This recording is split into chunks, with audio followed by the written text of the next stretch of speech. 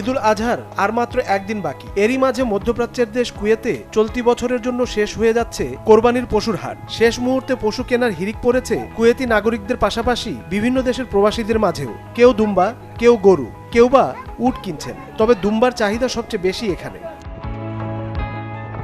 কুয়েতের সরকারি কয়েকটি জায়গায় পশুর হাট মিললেও শেবদি এলাকা তার মধ্যে অন্যতম। দূর দূরান্ত থেকে প্রবাসীরা ছুটে আসেন এই স্থান থেকে কোরবানির পশু কিনতে।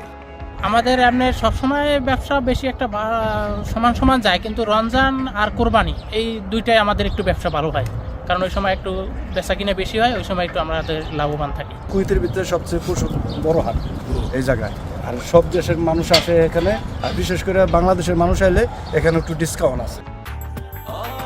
ব্রেকফাস্ট, টিফিন কিংবা স্ন্যাক টাইমে মজাদার আয়োজন মানে অল টাইম ব্রেড।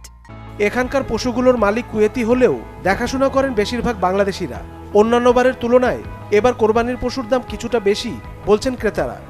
এটা সেফটি, এটা আমরা গরু দেখতে আসছি আমরা কোরবানি দেওয়ার জন্যে।